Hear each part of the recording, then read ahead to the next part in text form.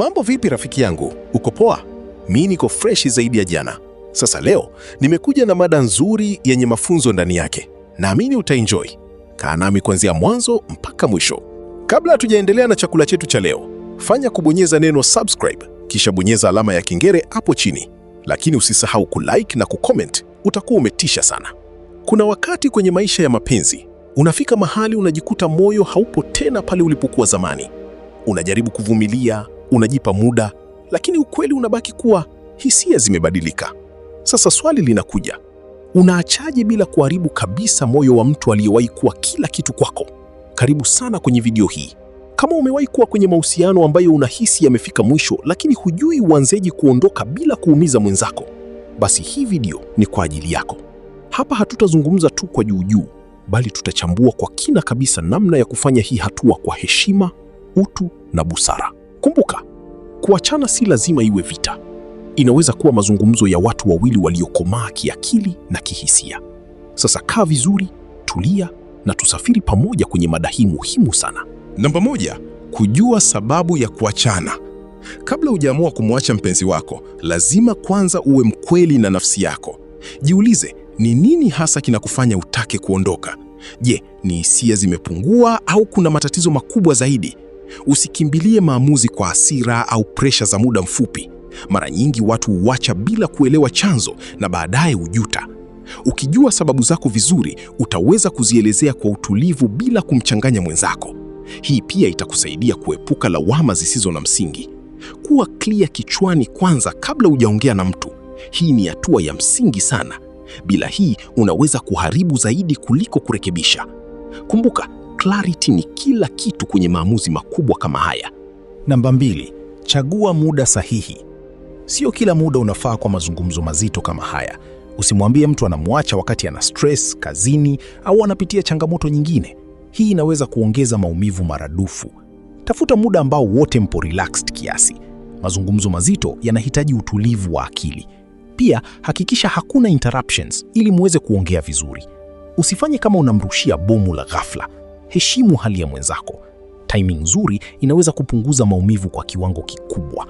Ni bora kuchelewa kidogo kuliko kuharibu kila kitu kwa haraka. Hii inaonyesha unajali hata kama unaondoka.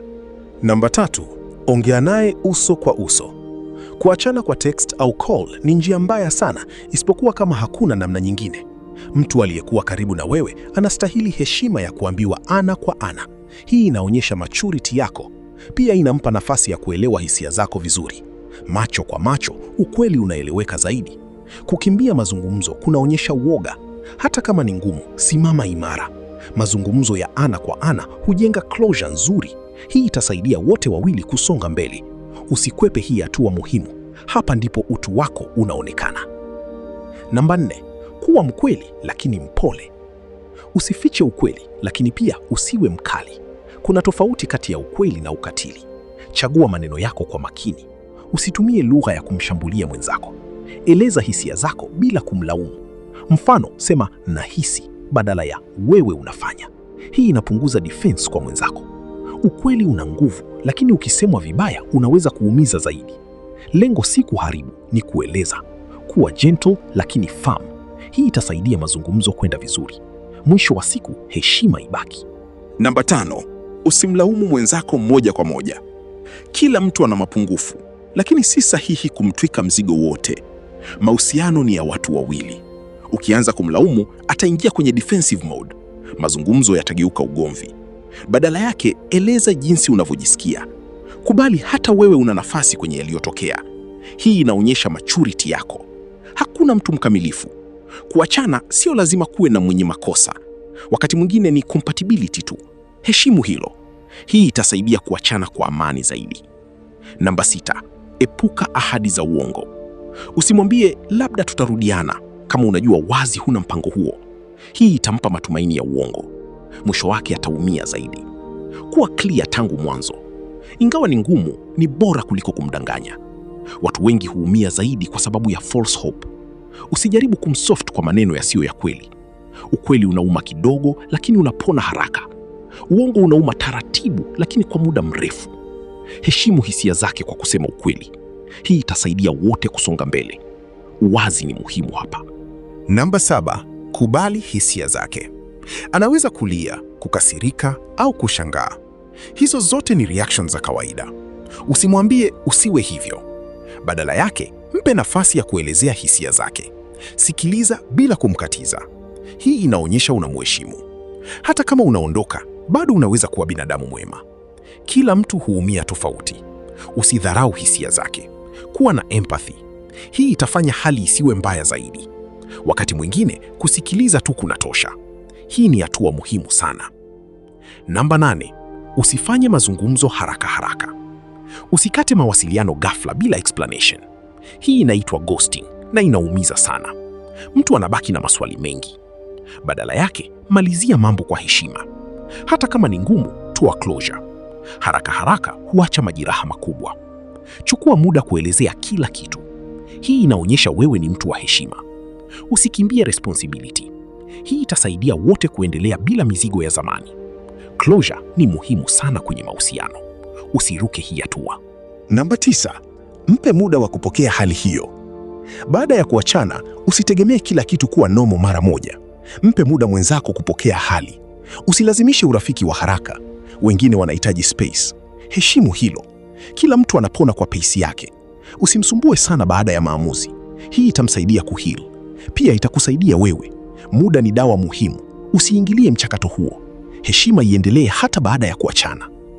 Namba 10, usirudi kwa mawasiliano yasiyoeleweka. Baada ya kuachana, kuwa consistent. Usitume meseji za nakumiss halafu kesho unapotea. Hii itachanganya mwenzako. Inaweza kumrudisha nyuma emotionally. Kama umeamua, simama kwenye uamuzi wako. Mixed signals zinaumiza zaidi. Weka mipaka wazi. Hii itasaidia kuheal haraka. Usicheze na hisia za mtu. Kuwa na msimamo. Hii ni muhimu sana kwa ustawi wa wote. Namba 11, kuwa na uhakika wa maamuzi yako. Kwanza kabisa, lazima ukubali kwamba huu ni uamuzi wako binafsi na si wa mtu mwingine. Usijaribu kumtupia lawama mpenzi wako ili uonekane wewe uko sahihi. Hii ni tabia ambayo huongeza maumivu badala ya kuyapunguza. Kuwa mtu wa kusema, nimefikia uamuzi huu kwa sababu ya jinsi ninavyojisikia, badala ya kusema, wewe ndio umenisababisha. Hii inaonyesha ukomavu wa kihisia na kiakili. Pia inampa mwenzako nafasi ya kuelewa kuwa si lazima yeye ndiye tatizo. Wakati mwingine mahusiano yanaisha si kwa sababu kuna mtu mbaya, bali kwa sababu mambo hayako sawa tena.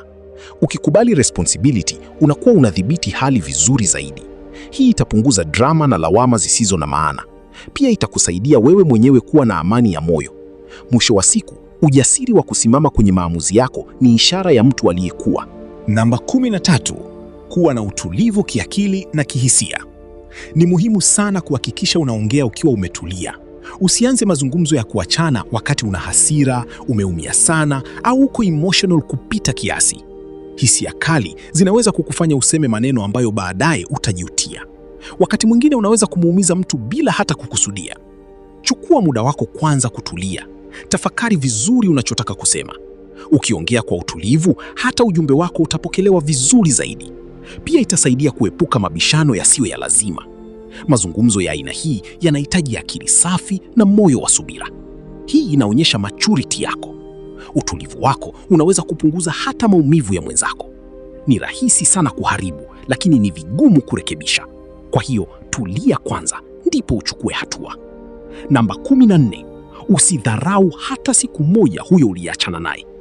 Hata kama leo unaamua kuondoka, kumbuka kuna muda uliwahi kuwa na furaha pamoja. Usiyapuuze au kuyadharau mahusiano yenu kana kwamba hayakuwa na maana. Hii inaweza kumuumiza mwenzako zaidi.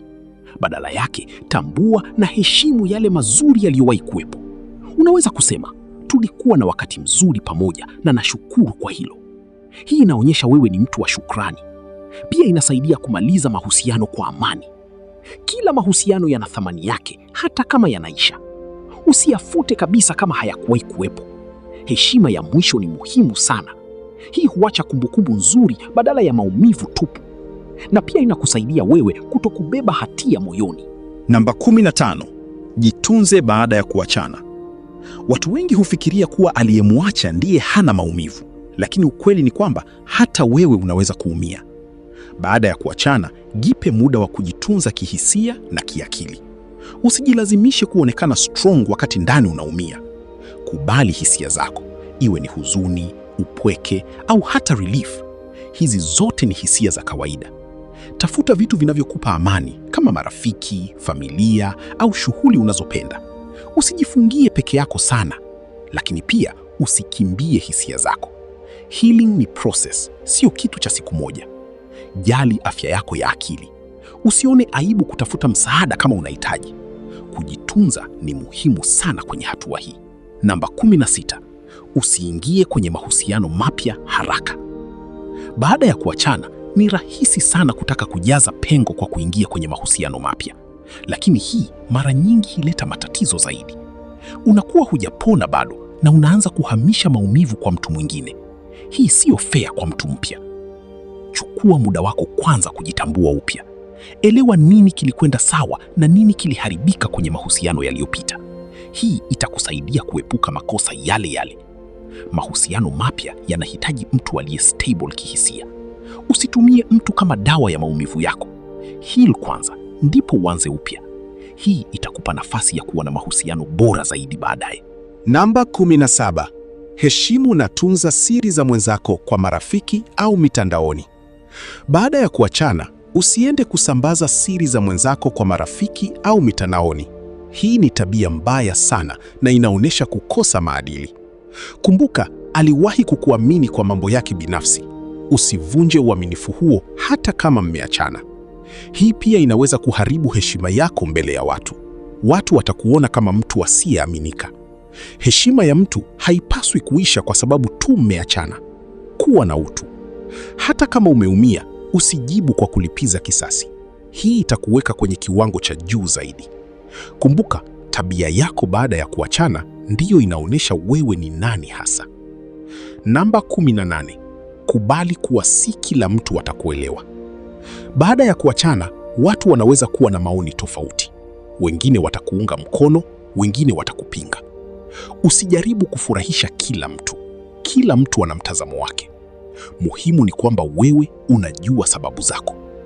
Usiruhusu presha za watu zikufanye ujute au ubadilishe maamuzi yako. Maisha ni yako, si ya watu.